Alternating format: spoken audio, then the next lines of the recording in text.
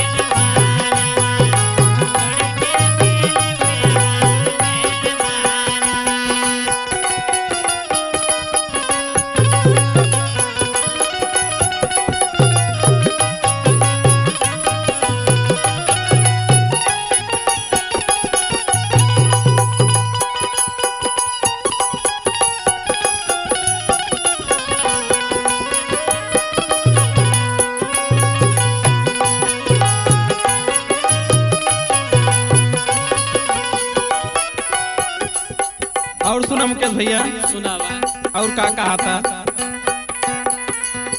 हाँ, सजिया बिहान कारी लेके उनका ना हुआ हो, लेके उनका ना हुआ,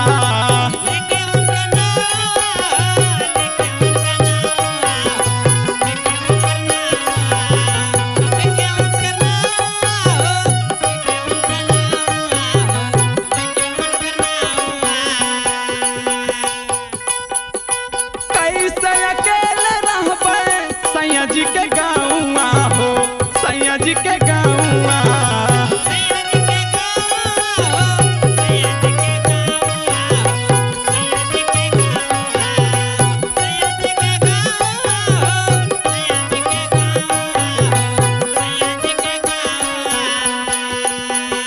और का कहा था? माथे के लीला रोवे सोरा हो सिंगारवा छोड़ी के अकेले पियावा रहेले बहारवा।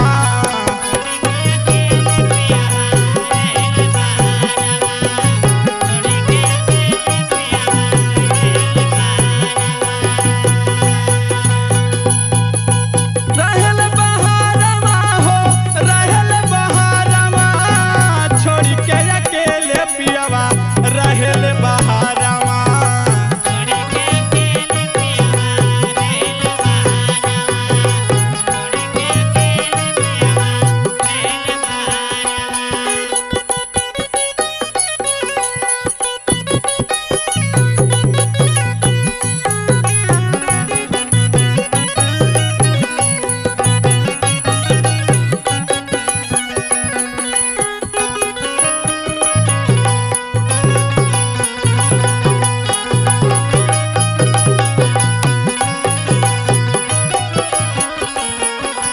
ये मुकेश भैया और का कहा था?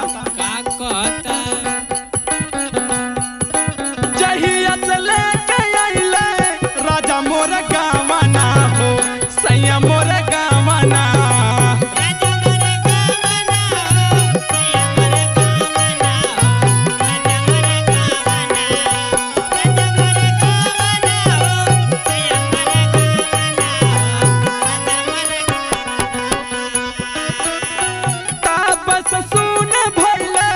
ओढ़ना बिछावना हो, ओढ़ना बिछावना,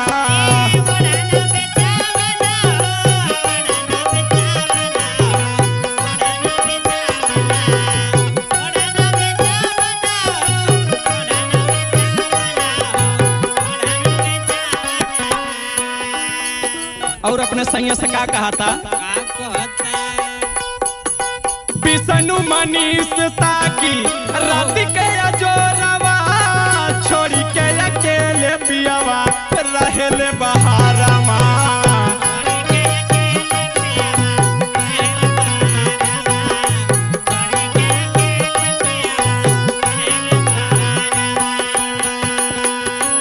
अमसुत आंगन में बाबूजी दुआरवा छोड़ी के अकेले पियावा रहेले बहारवा।